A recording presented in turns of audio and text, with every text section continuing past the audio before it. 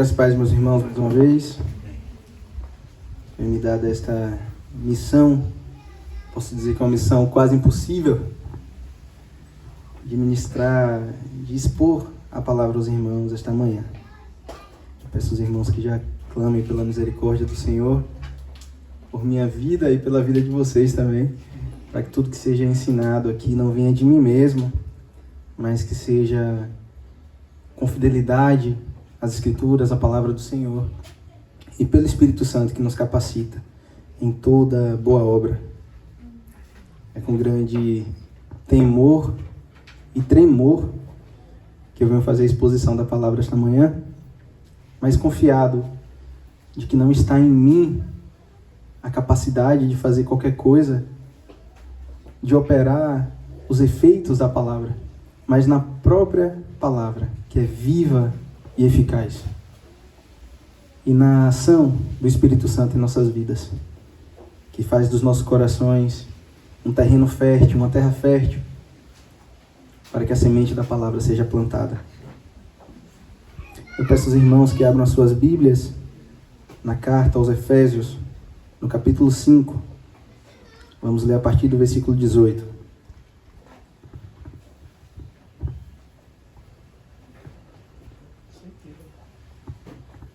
Efésios 5, a partir do versículo 18.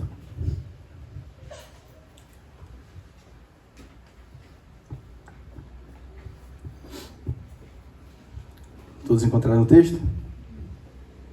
A palavra do Senhor diz assim: Não se embriaguem com o vinho, pois isso leva à devassidão, mas deixem-se encher do Espírito, falando entre vocês com salmos, hinos e cânticos espirituais, cantando e louvando com o coração ao Senhor, dando sempre ação de graças por tudo a nosso Deus e Pai, em nome do nosso Senhor Jesus Cristo. Sujeitem-se uns aos outros no temor de Cristo. Esposas, cada uma de vocês se sujeite ao seu próprio marido como ao Senhor, porque o marido é o cabeça da esposa, como também Cristo é o cabeça da igreja, sendo ele próprio o Salvador do corpo. Como, porém, a igreja está sujeita a Cristo, assim também a esposa se sujeite em tudo ao seu próprio marido. Maridos, cada um de vocês ame a sua esposa, como também Cristo amou a igreja e se entregou por ela, para que a santificasse, tendo-a purificado por meio da lavagem de água pela palavra, para apresentar a si mesmo como igreja gloriosa, sem mancha, nem ruga, nem coisa semelhante, porém santa e sem defeito. Assim também o marido deve amar a sua esposa como ama o próprio corpo. Quem ama a esposa, ama a si mesmo. Porque ninguém jamais odiou o próprio corpo, ao contrário, o alimenta e cuida dele, como também Cristo faz com a igreja. Porque somos membros do seu corpo. Eis porque o homem deixará pai e mãe e se unirá à sua mulher, tornando-se os dois uma só carne. Grande é esse mistério, mas eu me refiro a Cristo e à igreja. No entanto, também quanto a vocês, que cada um ame a sua própria esposa como a si mesmo, e que a esposa respeite o seu marido. Amém. Amado Deus, louvado seja o teu santo nome, Pai. Nós te agradecemos, Senhor, por mais um momento, Senhor, de adoração pública ao Senhor. Te agradecemos por tudo que o Senhor tem nos dado, Pai, por tudo que o Senhor tem feito em nossas vidas. Nada, Senhor, é por mérito nosso, mas tudo, Pai, é pela tua eterna e maravilhosa graça, Senhor. Tudo é porque as tuas misericórdias se renovam em nossas vidas todos os dias. Obrigado, Senhor, louvado seja o teu santo nome. Nesse momento eu te peço, Pai, que o Senhor possa me usar como instrumento útil em tuas mãos para a exposição da tua palavra e abrir, Senhor, o coração dos irmãos aqui presentes, mas também o meu, para que a tua palavra seja ministrada em nossas vidas e possa produzir frutos de santidade. É o que nós te pedimos, Senhor, esta manhã, no nome santo de Jesus. Amém.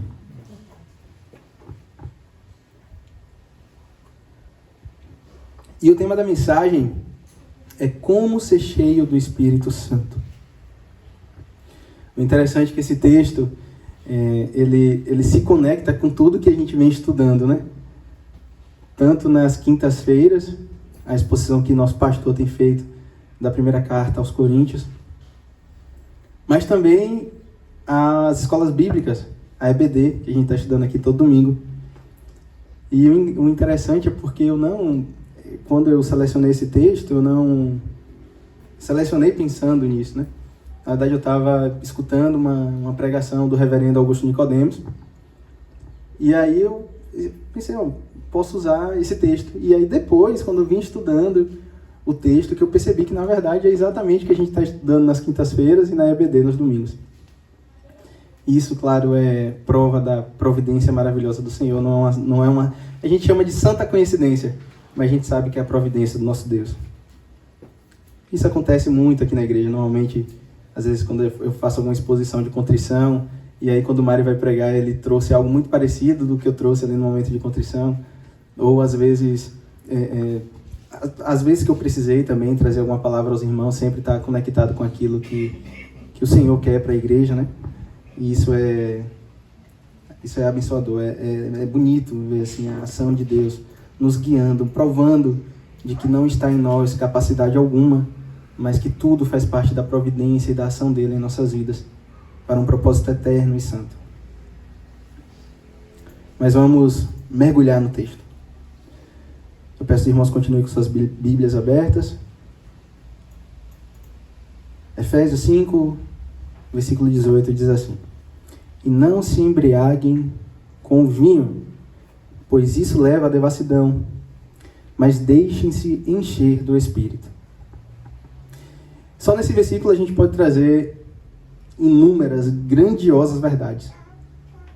A primeira delas é que nele está contida uma norma. Quando Paulo fala, deixem-se encher do Espírito, não é uma dica, irmãos, não é um conselho humano, mas é uma ordem. Existe um princípio normativo aqui. Deixem-se, se encham do Espírito Santo. É uma norma, não é um conselho de Paulo, não é uma dica. É uma norma, é uma ordem. E quando nós sabemos, baseado em 2 Timóteo, capítulo 3, versículo 16, a palavra diz: toda a palavra, toda a escritura é inspirada por Deus. Então nós entendemos que essa ordem não é de Paulo como homem, mas essa ordem é de Deus. É uma ordem expressa do Senhor. Encham-se, se encham do Espírito Santo. Quando nós entendemos isso, nós chegamos a uma segunda verdade que esse texto nos revela. Que o contrário disso é pecado, irmãos. Quando nós não cumprimos uma ordem do nosso Deus, seja ela qual for, mas que está claramente expressa na sua palavra, nós pecamos contra esse Deus. Então, se Deus manda, se encham do Espírito Santo, e você não se enche do Espírito Santo, você está pecando contra o Senhor. Nós ouvimos sempre essa expressão, se encham do Espírito Santo, ser cheio do Espírito Santo, associada a moveres sobrenaturais.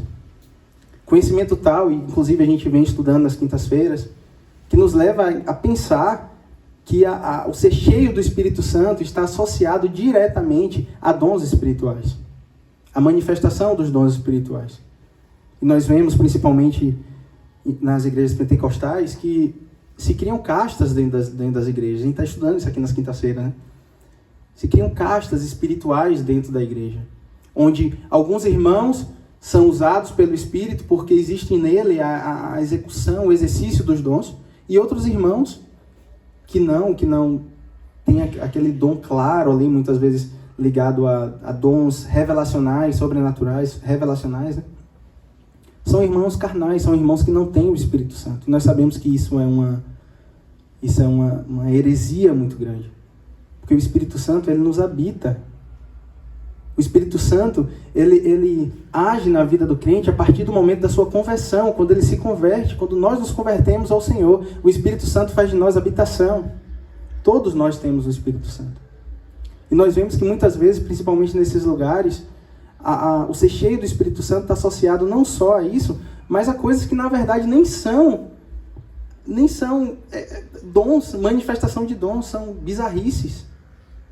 Coisas que na verdade são contra a palavra do nosso Deus.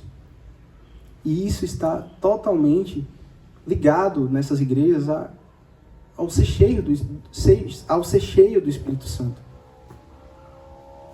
Mas, irmãos, a verdade maior que eu venho trazer para vocês essa manhã é que, na verdade, ser cheio do Espírito Santo é ser santo. Pensa comigo. Ser cheio do Espírito Santo. Então, a evidência de que alguém é cheio do Espírito Santo é a santidade. É você ser santo. E é por isso que aqui eu li todo esse capítulo que mostra na prática o que é ser santo. Não só me atentando ao versículo 18, primeiro versículo, que dá base maior para o tema e para a pregação, mas todo o final do capítulo. Porque o Senhor nos mostra isso. Como ser santo. Como ser cheio do Espírito Santo. A evidência do Espírito Santo na vida de alguém é a santidade. Uma pessoa cheia do Espírito Santo é uma pessoa santa. Uma pessoa que decidiu viver separada para Cristo. Porque santidade é isso, é separação, é desassociação com o pecado. Como o nosso irmão Henrique acabou de ler aqui no momento de contrição. Guardar-se incontaminado do mundo. Ser santo é ser separado. O significado dessa palavra, santo, santidade, é separação. Separação para Deus. É termos uma vida consagrada ao Senhor. R.C. Sproul diz: o Espírito Santo não vem para nos fazer sentir bem, mas para nos fazer santos. Ser cheio do Espírito Santo é ser moldado à imagem de Cristo. Isso nos lembra o quanto a igreja do Senhor ela foi invadida pelo humanismo. As pessoas associam tudo, a igreja, a própria palavra, a necessidade de se sentirem bem. Eu vou para aquela igreja tal porque eu me sinto bem, porque me faz bem. Eu gosto do culto quando ele é assim, e não assim. Eu gosto do culto quando ele é assim, porque assim me faz bem. E nós vemos que o culto não é mais cristocêntrico. Mas o homem está no centro de tudo. Você está no centro de tudo. Você, como diz um herege conhecido, você é o centro do coração de Deus. Não é assim, irmãos. O Espírito Santo, inclusive a habitação do Espírito Santo em nossas vidas, não é para nos fazer sentir bem, embora isso seja uma realidade. Quando nós temos o Espírito Santo habitando e nós somos cheios do Espírito Santo, nós nos sentimos maravilhosamente bem. Mas não é para isso. Não é para isso que o Espírito Santo nos habita e nos enche. É para nos fazer santos. E muitas vezes isso está associado a grandes dificuldades. A grandes tristezas até. Muitas vezes é muito mais fácil viver no mundo e nos deleitar de alguns prazeres, alguns benefícios, algumas facilidades, do que abrir mão de tudo isso pelo Senhor. Às vezes é muito mais fácil. Mas não é porque é o fácil que é o certo. Ser cheio do Espírito Santo é ser santo. Ser cheio do Espírito Santo é negociar os prazeres do mundo. É se distanciar, se desassociar do pecado. E consagrar a sua vida ao Senhor. Ser cheio do Espírito é ser moldado segundo a imagem de Cristo.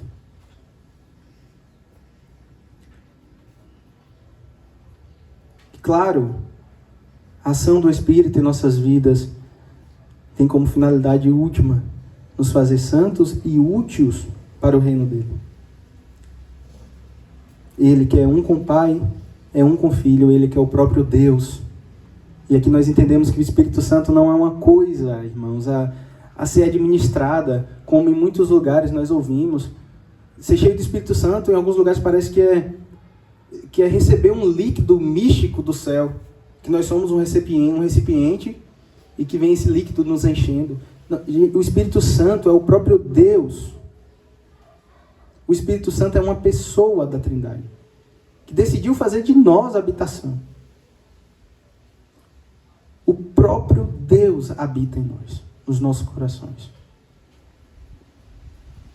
Isso nos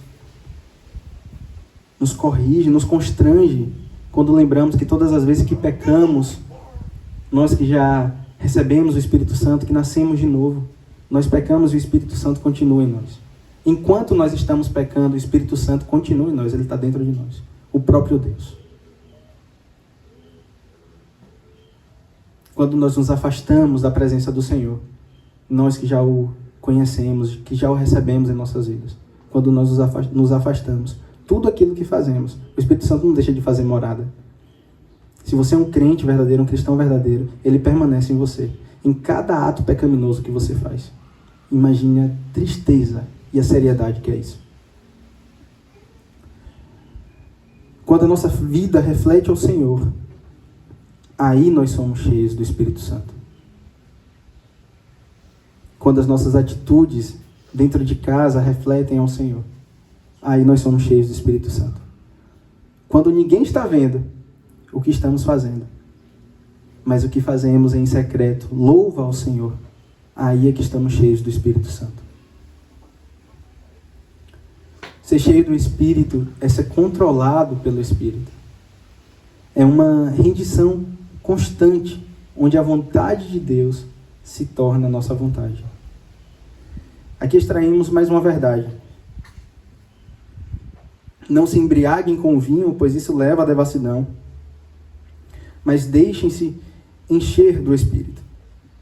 E o apóstolo Paulo faz uma metáfora, uma associação do ser cheio do Espírito Santo com estar embriagado.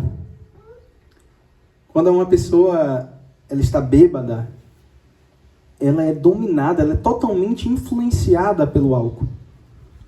Tudo que ela faz, o que ela fala, como ela age, como ela reage, tudo é influenciado pela bebida. E assim é quando nós estamos cheios do Espírito Santo, só que é ao contrário. Nós somos influenciados por ele. As nossas ações, as nossas reações, as nossas palavras, as nossas decisões, a nossa vontade, os nossos sonhos, tudo é influenciado pelo Espírito Santo. Só que ao contrário da bebida, que tira de nós o domínio próprio, o Espírito Santo nos dá o domínio próprio, o que nos prova que a presença do Espírito Santo em nossas vidas não é uma possessão, irmãos. Não é algo que nos tira do controle, que a gente faz ali qualquer coisa mirabolante e depois a gente nem lembra mais do que fez. Como muitos acham que é. Mas a presença do Espírito Santo nos dá domínio próprio. Porque o domínio próprio é um fruto do Espírito. Então, quando nós somos cheios do Espírito Santo, nós temos cada vez mais domínio próprio, controle sobre as nossas ações, sobre as nossas decisões, sobre aquilo que a gente fala, sobre aquilo que a gente pensa. É dizer que você nunca vai errar, que você sempre vai falar o certo, sempre... Não, nós somos pecadores e vamos continuar sendo até o último dia das nossas vidas. Aí dizer que quando nós fazemos errado, agimos ou falamos algo que não devemos, isso significa que nós não somos a habitação do Espírito. Não, nós somos a habitação do Espírito Santo. Significa que nós precisamos nos encher mais do Espírito Santo. Precisamos mais da atuação do Espírito Santo nas nossas vidas.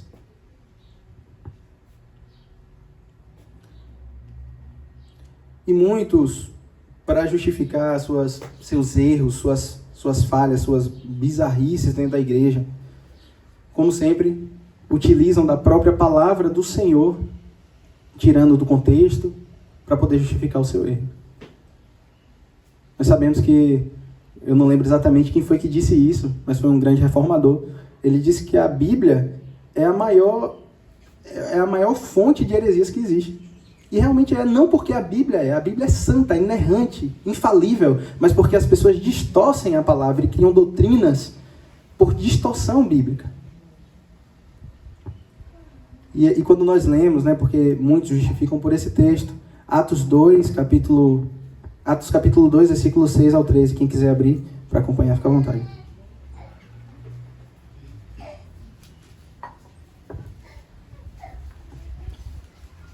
A palavra diz assim: assim, quando se fez ouvir aquela voz, afluiu a multidão, que foi tomada por perplexidade, porque cada um os ouvia falar na sua própria língua. Estavam atônitos e se admiravam, dizendo: vejam, não são galileus todos esses que estão aí falando? Então, como ouvimos falar a cada um em nossa própria língua materna? Somos partos, medos, elamitas e os naturais da Mesopotâmia, Judéia, Capadócia, Ponto e Ásia, da Frígia e da Panfilha, do Egito e das regiões da Líbia, das intermediações de Cirene, e romanos que aqui residem. tanto judeus como prosélitos, cretenses e árabes, como ouvimos falar sobre as grandezas de Deus em nossa própria língua. Todos atônitos e perplexos, perguntavam uns aos outros: o que será que isso quer dizer? Outros, porém, zombando, diziam: estão bêbados. E aí muitos pegam desse texto e dizem que esses moveres ditos espirituais, porque não são justificados por esse texto, que estar cheio do Espírito Santo é como estar bêbado mesmo, é perder o controle, é ser possesso, é rodopiar, é subir em pau de sebo, é plantar bananeira. Irmãos, não é nada disso. Ser cheio do Espírito Santo é ser santo. Esses aqui que diziam, outros, porém, zombando, diziam estão bêbados, é porque eles não estavam entendendo o que estava acontecendo. Mas muitos entendiam o que acontecia. Eles não estavam entendendo o que eles estavam ouvindo, porque os irmãos estavam ali falando em cada um em línguas estrangeiras diferentes.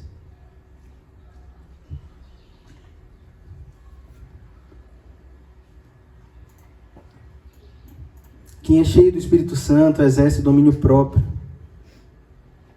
O domínio, a influência do Espírito não é uma possessão. Isso é incrível, irmãos, quando vemos uma pessoa que se converte verdadeiramente a Cristo e ela é transformada pelo Espírito. As coisas que enchiam seus olhos não enchem mais. As coisas espirituais que antes eram enfadonhas, agora são prazerosas. E talvez você possa pensar que por você estar numa situação em que você ainda sente enfado em vir adorar o Senhor, em cumprir os mandamentos de Deus, em vir à igreja, em vir louvar o Senhor. Ou talvez porque você ainda sente prazer pelas coisas do velho homem, que talvez você não foi habitado pelo Espírito. Que talvez você não é um cristão verdadeiro, mas não é isso, irmãos. Não necessariamente. Não necessariamente significa que você não é um crente, mas significa, claro, que você precisa ser cheio do Espírito. Porque quando nós não alimentamos o Espírito, nós nos inclinamos para as coisas da carne, é o que a palavra nos ensina. Significa que você precisa alimentar, se alimentar, buscar os meios de graça, buscar formas de ser cheio do Espírito Santo. E a palavra, claro, nos ensina. Nós, mais à frente aqui, nós vamos expor que o texto fala sobre como nos encher, né? Responder essa pergunta que é o título da mensagem: como nos encher do Espírito. Aqui nós entramos naquele assunto também que estamos estudando nas quintas-feiras sobre o crente carnal, né? O que é o crente carnal? Conforme está em Coríntios, 1 Coríntios, capítulo 3, versículo 1, nós estudamos aqui esta quinta, inclusive. Eu, porém, irmãos, não pude falar a vocês como pessoas espirituais, e sim como pessoas carnais, como crianças em Cristo. Então, o que Paulo está dizendo, irmãos, não pude falar a vocês como pessoas cheias do Espírito Santo. Ele não está falando, não pude falar a vocês como pessoas que são cristãs. Ele está falando a cristãos, inclusive ele está chamando aqui de irmãos. Eu, porém, irmãos, não pude falar com vocês como pessoas cheias do Espírito. É essa a interpretação. E sim como pessoas carnais, como crianças em Cristo. Ou seja, pessoas imaturas. E o interessante disso é porque lá em Coríntios foi onde houve a maior evidência de manifestação dos dons espirituais. Aquelas pessoas eram tomadas, os dons foram extremamente distribuídos ali na igreja de Corinto.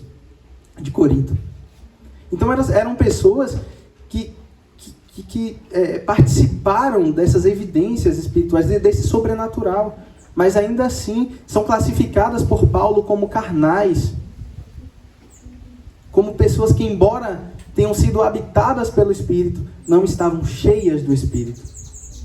Mesmo profetizando, mesmo falando em línguas, mesmo interpretando, não estavam cheias do Espírito Santo.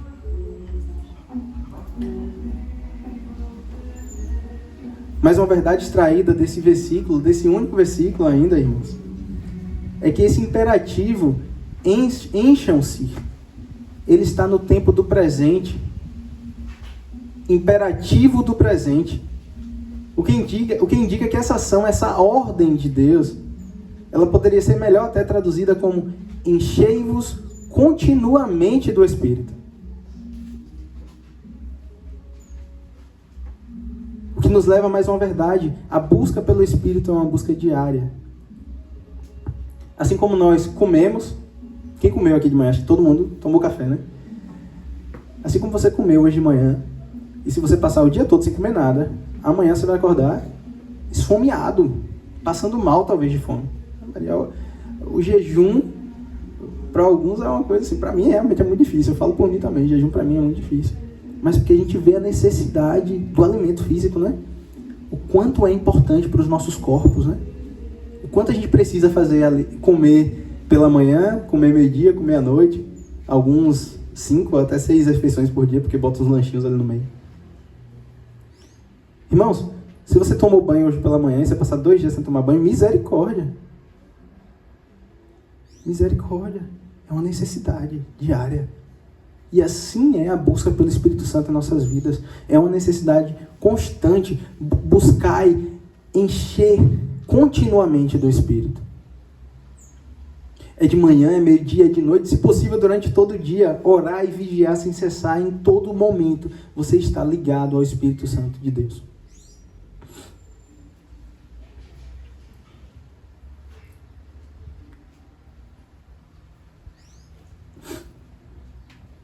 E aqui o apóstolo Paulo faz uma lista, né, os versículos seguintes, de como buscar ser cheio do Espírito Santo. Continuando o texto, o versículo 19 diz: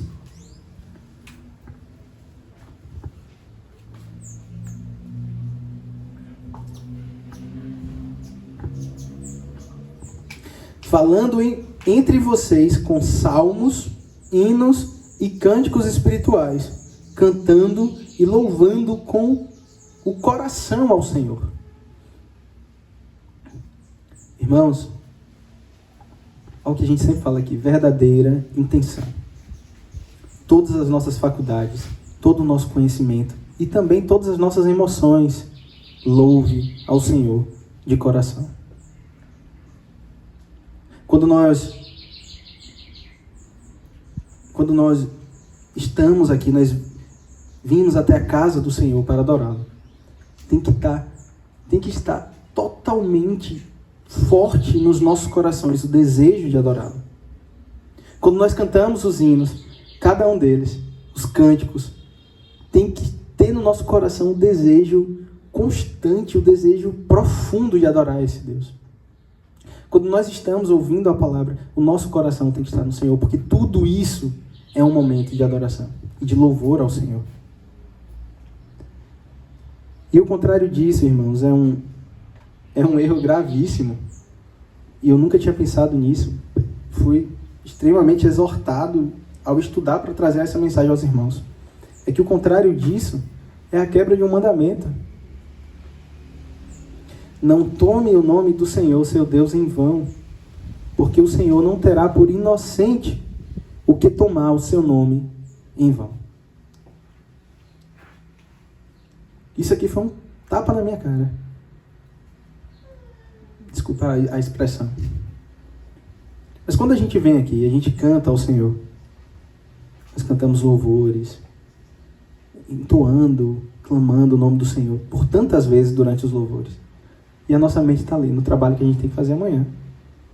No que ficou em casa para a gente resolver. Num problema, às vezes até num pecado.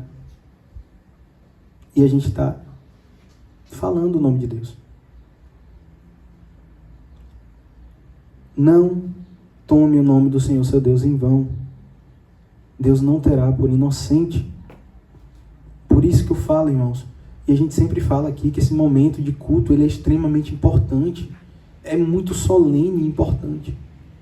Que quando nós cantamos, digno é o Senhor, sobre o trono está, soberano Criador, vou sempre te adorar. Você está entoando o nome do Senhor. Não só falando o nome do Senhor, mas firmando um compromisso santo com Ele. Vou sempre te adorar. Isso é verdade, irmãos?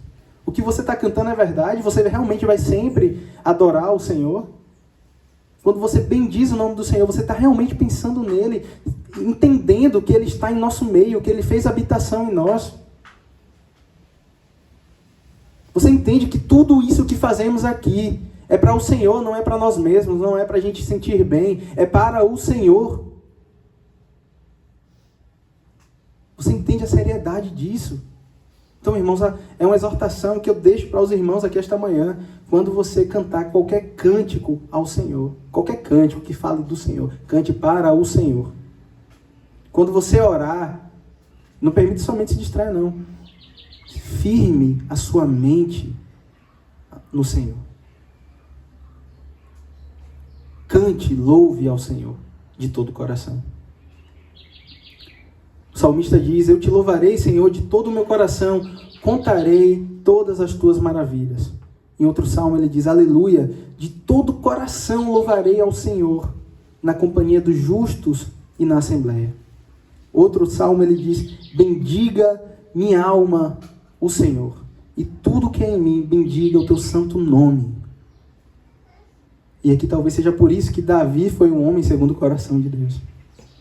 Mesmo um homem falho, um homem cheio de pecado. Mas o coração dele estava em Cristo. Estava em Deus. Estava o desejo constante de louvar e bendizer o Senhor em todos os momentos. Versículo 20. Dando sempre ação de graças por tudo a nosso Deus e Pai, em nome de nosso Senhor Jesus Cristo. Gratidão. Uma outra evidência de quem está cheio do Espírito Santo, ou para ser cheio do Espírito Santo, é o exercício da gratidão. Dando sempre e por tudo, dando graças sempre e por tudo ao Senhor. Dar graças sempre e por tudo é pelas bênçãos diversas e incontáveis, mas também é pelas dificuldades, pelas circunstâncias adversas que nos aproximam de Cristo. 1 Tessalonicenses capítulo 5, 18, não precisam abrir, irmãos. Em tudo deem graças, porque esta é a vontade de Deus para vocês em Cristo Jesus. Salmo 136, versículo 1. Deem graças ao Senhor, porque Ele é bom, porque a sua misericórdia dura para sempre. Colossenses capítulo 3, versículo 15. Que a paz de Cristo seja o árbitro no coração de vocês. Pois foi para essa paz que vocês foram chamados em um só corpo, e sejam agradecidos. Então a gratidão é uma das marcas do cristão que é cheio do Espírito Santo e daqueles que buscam ser cheios do Espírito Santo. Versículo 21. Sujeitem-se uns aos outros no temor de Cristo. Humildade, irmãos. Outra marca do cristão que é cheio, ou que busca ser cheio do Espírito Santo, é a humildade. Vemos em Mateus capítulo 5, versículo 3, uma das bem-aventuranças, e nós entendemos que ser bem-aventurados é ter a felicidade máxima, a alegria máxima. E o Senhor diz: bem-aventurados os pobres de espírito. Então, felizes, a forma mais feliz de felicidade tem aquele que é pobre de espírito, aquele que é humilde, porque deles é o reino de Deus. Feliz e humilde não é porque vai ter grandes coisas aqui na terra, não é porque vai ter uma recompensa aqui, mas felizes os humildes, os pobres de espírito, porque esses têm o reino dos céus. É um atributo daqueles que têm em si a habitação, que são a habitação do Espírito, e que têm em si o exercício do Espírito Santo. Filipenses 2, versículo 3. Não façam nada por interesse pessoal ou por vaidade, mas por humildade, cada um considerando os outros superiores a si mesmos. Isso aqui é muito difícil. Isso aqui, eu sei, eu falo por mim mesmo, eu acredito que talvez todos os irmãos também entendam isso aqui como uma grande dificuldade. considerando os outros superiores a si mesmo. É em todo tempo, gente. É até no momento de adversidade, no momento em que você tem um conflito contra um irmão, sabe? Com um amigo, ou com uma dentro de casa, com seus pais, ou com seus filhos, ou com sua esposa, ou com seu marido. É você considerar ele maior e mais importante do que você. E não fazer nada por interesse. Gente, nada é nada. Nada por interesse pessoal, por vaidade. Não estou falando só do momento de culto. Quando eu falo assim, Senhor, tira de mim minha vaidade, meu ego, nesse momento de exposição da palavra, para que eu não me envaideça com nada, mas que seja toda a tua glória. Não é só isso, não. É em todos os momentos. Não façam nada por interesse pessoal, por vaidade. Então, o seu trabalho é para louvar ao Senhor. A sua família é para louvar ao Senhor. Seus estudos é para louvar ao Senhor. Todos os lugares que você tiver inserido, todos os seus projetos, os seus sonhos, os seus planos, tudo é para louvar ao Senhor. Nada pode ser por vaidade ou por interesse pessoal. E nós louvamos ao Senhor quando nós consideramos os nossos irmãos maiores do que nós mesmos. A necessidade dos outros maiores do que a nossa necessidade. Nós louvamos a Deus com isso, com esse tipo de atitude. Tiago, capítulo 4, versículo 6. Mas Ele nos dá cada vez mais graça. Por isso diz, Deus resiste aos soberbos, mas dá graça aos humildes. Vamos continuar o texto, a partir do versículo 22.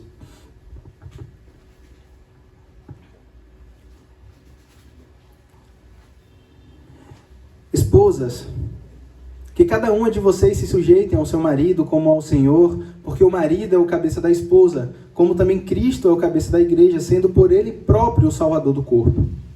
Como, porém, a igreja está sujeita a Cristo, assim também a esposa se sujeite em tudo ao seu próprio marido.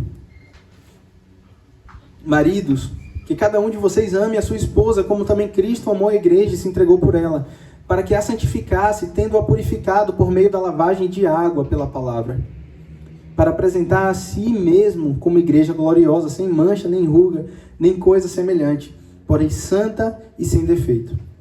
Assim também o marido deve amar a esposa como ama o seu próprio corpo. Quem ama a esposa ama a si mesmo, porque ninguém jamais odiou o seu próprio corpo, ao contrário, o alimenta e cuida dele, como também Cristo faz com a igreja, porque somos membros do seu corpo.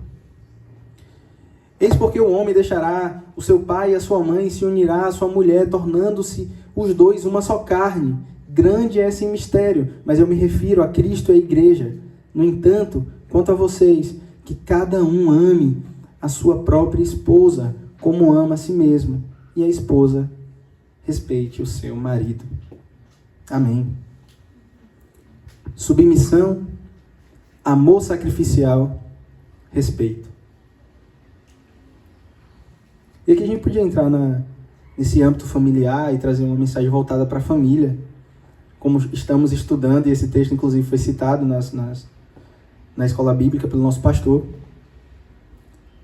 Mas eu acredito, irmãos, firmemente, de que isso aqui não é só para o marido para com a esposa para com o marido, mas é de todo crente. Os princípios aqui revelados é de todo crente para com Deus também.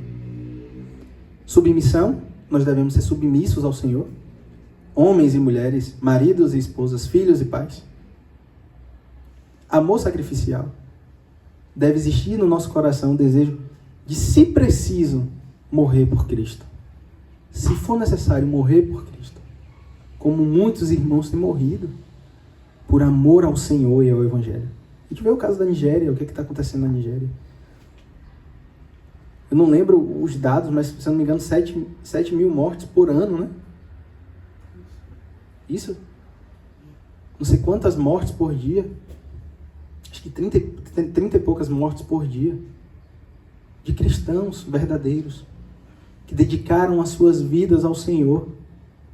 E, irmãos, parece que não só a gente não está disposto a morrer por Cristo, mas a gente também não está disposto a viver por Ele, porque a gente vive por nós mesmos. Nossa vida é baseada nas nossas necessidades, nossos sonhos, nas nossas expectativas, naquilo. E a gente vive aqui pelos nossos objetivos, por aquilo que nós vamos conquistar, nós queremos conquistar. E nós esquecemos do nosso Salvador. Nós esquecemos que a nossa vida tem que ser para o Senhor, porque a nossa vida aqui não é nada, é um sopro. A nossa vida está na eternidade, na glória com o Senhor, para todo sempre. Nós parece que não só não estamos dispostos a morrer pelo nosso Senhor, como esses irmãos estão quando são perseguidos, mas nós não dedicamos uma vida ao Senhor. Não estamos dispostos a viver por Ele. Amor sacrificial é um princípio bíblico que tem que estar no coração de todo crente que é cheio ou que quer ser cheio do Espírito Santo. E respeito. Respeito nós entendemos de diversos modos. É quando nós entendemos a seriedade do culto. É a forma como nós agimos. A gente aprendeu, né? A gente tem que respeitar os mais velhos, né? A gente aprende desde pequenininho. Tem que respeitar os mais velhos. A gente tem que respeitar todo mundo, irmãos. Respeitar o Senhor acima de todas as coisas. Ao Deus que é digno não só de toda adoração, mas de todo respeito, de toda reverência. Por isso, quando eu falo esse momento de culto, nós temos que estar profundamente conectados à nossa adoração, àquilo que nós viemos oferecer ao Senhor. É uma prova de respeito. Mas também a todos os irmãos, a todo mundo. Os pais, eles têm que ter respeito dos filhos. Mas os pais têm que respeitar os filhos também. Que a palavra nos ensina, pais, não provoquem a ira dos seus filhos. Então o respeito é uma característica, é um atributo de quem é cheio e de quem quer ser cheio do Espírito Santo. De quem busca ser cheio do Espírito Santo. Por fim, a principal lição que aprendemos essa manhã é que ser cheio do Espírito de Deus é ser santo. E aí é esse o chamado. É ser santo. Sejam santos, irmãos, na sua casa, no seu trabalho, com sua família, com seus amigos. Quando estiver sozinho, busque a santidade. Para crescermos espiritualmente, exercermos o fruto do Espírito. Sermos assim como nós acabamos de ler e aprender. Gratos, humildes, submissos, amorosos, respeitosos. Precisaremos mergulhar nos meios de graça. Como é que a gente se enche do Espírito Santo? Buscando os meios de graça. Não tem uma regrinha, não tem um segredo mágico, não tem algo místico para ser cheio do Espírito Santo. Você quer ser cheio do Espírito Santo? Amém? Ser cheio do Espírito Santo. Para ser cheio do Espírito Santo, você tem que ler a palavra todos os dias. Inegociável. Você tem que ler a palavra todos os dias. Para ser cheio do Espírito Santo, você tem que orar todos os dias. Para ser cheio do Espírito Santo, você tem que estar em comunhão com a igreja. Para ser cheio do Espírito Santo, você tem que louvar o Senhor em todas as suas atitudes. E cantar também, entoar cânticos, hinos espirituais. Tudo isso nos enche do Espírito Santo. E deve ser um exercício diário, constante e inegociável.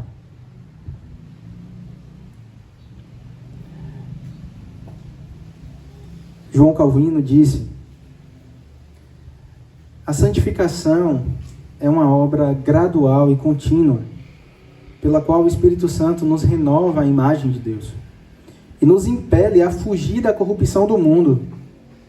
Não é um estado de perfeição instantânea, mas uma jornada diária de progresso, na qual nos tornamos mais e mais conforme a Cristo. E que no final da nossa jornada, da nossa caminhada com o Senhor, nós possamos dizer, assim como o apóstolo Paulo: combati o bom combate, acabei a carreira, guardei a fé. Desde agora, a coroa da justiça me está aguardada, a qual o Senhor, justo juiz, me dará naquele dia, não somente a mim, mas também a todos os que amarem a sua vinda. Amém, irmãos. Eu peço que vocês